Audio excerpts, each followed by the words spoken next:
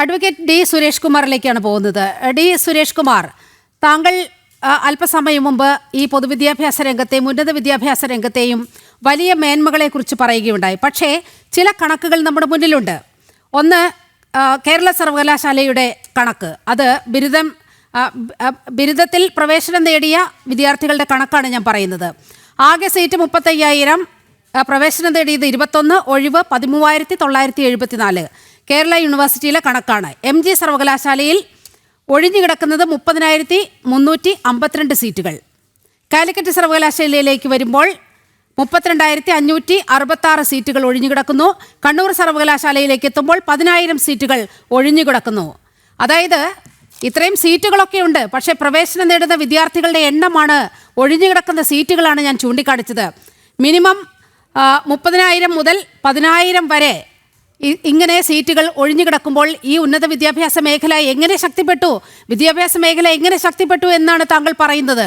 ഇവിടുത്തെ കുട്ടികൾ ഉന്നത വിദ്യാഭ്യാസത്തിന് വേണ്ടി കേരളം കടക്കുകയാണ്, അതാണ് യാഥാർത്ഥ്യം. ബഹുമാനപ്പെട്ട നീലിമ, ഞാൻ അതിലേക്ക് കിടക്കാൻ കൃത്യമായി ഞാൻ മറുപടി പറയാം. അതിനു മുൻപ് നിങ്ങൾ ജനം ടിവിയുടെ ഈ പ്ലാറ്റ്ഫോമിൽ കേരളത്തിന്റെ പൊതുവിദ്യാഭ്യാസ വകുപ്പ് മന്ത്രിയെ BJPയുടെ പ്രതിനിധി അഭിസംബോധന ചെയ്യുന്ന ഒരു ശൈലിയുണ്ട്.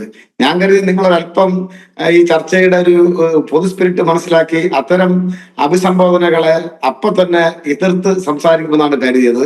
നിങ്ങളിൽ നിന്നും ആ നീതി ഞാൻ പ്രതീക്ഷിച്ചത് എന്റെ തെറ്റായിപ്പോയി. പക്ഷേ തിരിച്ച് അവരൊക്കെ പ്രതിദാനം ചെയ്യുന്ന രാഷ്ട്രീയ നേതാക്കന്മാർ ഞങ്ങൾക്കും പറയാനറിയാം. പക്ഷെ ഞങ്ങളെ പഠിപ്പിച്ചത് ശിവൻകുട്ടി എന്താണെന്ന് നിയമസഭയിലെ ദൃശ്യങ്ങൾ കണ്ടതാണ്, പൊതുജനങ്ങൾ കണ്ടതാണ്. അപ്പോൾ ഒരാളുടെ പ്രവൃത്തിയാണ് അയാൾക്ക് ബഹുമാനം കൊടുക്കണമോ അല്ലയോ എന്ന് പൊതുസമൂഹത്തെ കൊണ്ട് പറയിപ്പിക്കുന്നത്. ചെയ്തിട്ടുണ്ടെങ്കിൽ ഇവിടെ അതിനെ ചോദ്യം ചെയ്യണം. അവിടെ ജനകീയ കോടതിയിൽ നിങ്ങളുടെ അക്കൗണ്ട് പൂട്ടിപ്പിച്ചതിലുള്ള രോഷമാണ്, ആത്മരോഷമാണ് ഇങ്ങനെ പ്രകടമായിക്കൊണ്ടിരിക്കുന്നത്. അത് പ്രകടിപ്പിക്കേണ്ട വേദിയാണെങ്കിൽ നമുക്ക് അത് ചർച്ച ചെയ്യാം, അക്കാര്യം ചർച്ച ചെയ്യാം. കേരളത്തിന്റെ പൊതുവിദ്യാഭ്യാസ മേഖലയിലെ പ്രശ്നങ്ങളാണ് ചർച്ച ചെയ്യുന്നതെങ്കിൽ അത് ചർച്ച ചെയ്യാം. അതല്ല നിയമസഭയിൽ അദ്ദേഹം നടത്തിയ പ്രവർത്തനങ്ങളാണെങ്കിൽ അത് ചർച്ച ചെയ്യാം. നിയമത്തിൽ നിങ്ങൾക്കുണ്ടായിരുന്ന ഏക അക്കൗണ്ട് ഉണ്ടല്ലോ, അത് നിയമസഭയിലെ പ്രവർത്തനത്തിന് ശേഷമാണ് നിങ്ങളെ പൂട്ടിച്ചത്. അത് തൃശ്ശൂരിലെ വിജയം കൂടി ഒന്ന് കാണൂ. അത് വേറെ വിഷയമാണ്. അത് പലതവണ ചർച്ച ചെയ്തിട്ടുള്ളതാണ്. നേമത്തെ അക്കൗണ്ട് എങ്ങനെ പൂട്ടിച്ചു എന്നുള്ളതും അതിൽ ഏത് വിധത്തിലുള്ള രാജ്യദ്രോഹികളുടെ അടക്കം ഇടപെടലൊക്കെ ഉണ്ടായത് നമ്മുടെ മുന്നിലുള്ള കണക്കാണ്. പക്ഷെ നമ്മൾ ഈ വിദ്യാഭ്യാസ മേഖലയെ കുറിച്ചാണ് പറഞ്ഞു വരുന്നത്. താങ്കൾ അതിലോട്ടൊന്ന് വരൂ. അത് അങ്ങേറ്റം തെറ്റാണ്, മനസ്സിലായില്ലേ? പിന്നെ UPയിൽ ജനിച്ച് സ്കൂൾ പ്രായമെത്തിയ എത്ര കുഞ്ഞുങ്ങൾ, നിങ്ങൾ ഭരിക്കുന്ന സംസ്ഥാനമാണ്, എത്ര കുഞ്ഞുങ്ങൾ സ്കൂളിലേക്ക് പോകുന്നില്ല എന്നറിയാമോ? ബീഹാറിൽ എത്ര കുഞ്ഞുങ്ങൾ സ്കൂളിലേക്ക് പോകുന്നില്ല എന്നറിയാമോ? BJP ഭരിക്കുന്ന ഉത്തരേന്ത്യൻ സംസ്ഥാനങ്ങളിൽ ഇവിടെ ഉല്ലാസ് ബാബു, നിങ്ങൾ സംസാരിച്ചപ്പോൾ ഞാൻ മിണ്ടാതില്ല എന്നുള്ളത്. നിങ്ങൾക്ക് എന്താ കൊമ്പുണ്ടോ? നിങ്ങൾക്ക് വായടച്ച് മര്യാദയ്ക്കിരിക്കണം.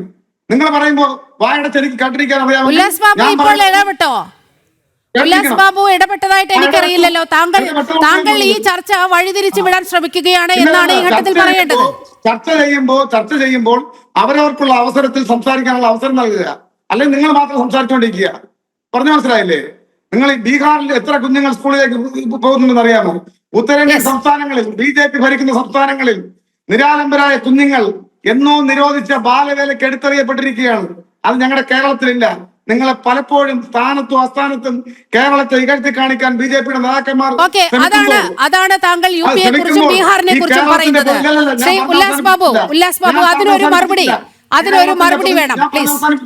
അതിനൊരു മറുപടി. പൊതുവിദ്യാഭ്യാസ മേഖല സമാനതകളില്ലാത്ത നേട്ടങ്ങൾ തന്നെയാണ്. അമ്പരചുണ്ടുകളായ കെട്ടിടം, നല്ല അക്കാഡമിക് അന്തരീക്ഷം. ഞാൻ വെല്ലുവിളിക്കുന്നു, 13 ലക്ഷം കുഞ്ഞുങ്ങൾ കേരളത്തിന്റെ സ്വകാര്യ സ്കൂളുകളെ ഉപേക്ഷിച്ച് കേരളത്തിന്റെ പൊതുവിദ്യാലയങ്ങളെ ആശ്രയിച്ച് ഇങ്ങോട്ട് വന്നിട്ടുണ്ട്. അത് കണക്കാണ്, സംസ്ഥാന സർക്കാർ നൽകിയിട്ടുള്ള കണക്കാണ്. ഇവിടെ പറഞ്ഞല്ലോ, കേരളത്തിൽ കോൺഗ്രസിന്റെ പ്രതിനിധി പറഞ്ഞു കേരളത്തിൽ എല്ലാം ശരിയാക്കാമെന്ന് പറഞ്ഞാണ് അധികാരത്തിൽ വന്നത്. എന്റെ പ്രിയപ്പെട്ട സുഹൃത്തെ, ബഹുമാന്യനായ ശ്രീ ശ്രീകുമാർ, താങ്കൾ മനസ്സിലാക്കണം, എല്ലാം ശരിയാക്കിയത് കൊണ്ടാണ് കേരളത്തിൽ ഇടതുപക്ഷ ജനാധിപത്യ മുന്നണിയുടെ ചരിത്രത്തിൽ ആദ്യമായി തുടർ ഭരണം കേരളത്തിൽ അതാണ് താങ്കൾക്ക് പറയാനുള്ള അവകാശവാദങ്ങൾ.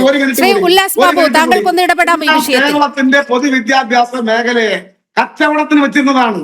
മലാപ്പറമ്പ് സ്കൂള്, നടക്കാവ് സ്കൂള് പ്രത്യുൽപാദനപരമല്ല എന്ന് കേരളത്തിന്റെ അന്നത്തെ മുഖ്യമന്ത്രി ഉമ്മൻചാണ്ടി തന്നെ പ്രസ്താവിച്ചതാണ്. അത് നിങ്ങൾ പഴയ കണക്ക് പറയരുത്, പഴയ കാര്യങ്ങൾ ഓർമ്മിപ്പിക്കരുത് എന്ന് പറയുന്നത് നിങ്ങളുടെ മുൻകൂർ ജാമ്യമാണ്. വി.ഡി. സതീശൻ കേരളത്തിന്റെ UDF-ന്റെ ഭരണത്തിലെ അവസാന കാലഘട്ടത്തിൽ പറഞ്ഞത് ഓർമ്മയുണ്ട് എന്താണെന്ന് വെച്ചാൽ അദ്ദേഹം പറഞ്ഞത് കേരളത്തിൽ ഉമ്മൻചാണ്ടിയുടെ നേതൃത്വത്തിൽ നടക്കുന്നത് തീവെട്ടിക്കൊള്ള എന്നാണ്. ആ കാലമൊന്നും മറന്നു പോകരുത്.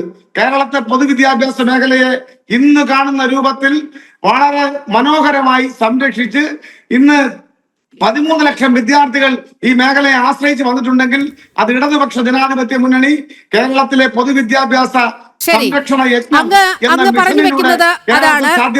അങ്ങ് പറഞ്ഞു വെക്കുന്നത് അതാണ്. രാഷ്ട്രീയമായ മറുപടിയാണ് ഇക്കാര്യത്തിൽ വേണ്ടത്. രാഷ്ട്രീയമായ മറുപടിയാണ് ഈ ഘട്ടത്തിൽ വേണ്ടത്. ഈ ചർച്ച അവസാന ഘട്ടത്തിലേക്ക് കടക്കുന്നത് കൊണ്ടാണ്. ശ്രീ ഉല്ലാസ് ബാബു അങ്ങേക്ക് മറുപടി പറയാം. അതിനകത്ത് ആരുടെയെങ്കിലും ഭാഗത്ത് ശ്രീ സുരേഷ് കുമാർ അദ്ദേഹം ഒന്ന് മറുപടി പറയട്ടെ. അദ്ദേഹം ഒന്ന് മറുപടി പറയട്ടെ. വിഷയത്തിൽ UP-യും ബീഹാറും ഒക്കെ ഇപ്പോഴും ബാലവേല നടക്കുന്നുണ്ട് എന്നാണ് CPM-ന്റെ പ്രതിനിധി പറഞ്ഞു വെക്കുന്നത്.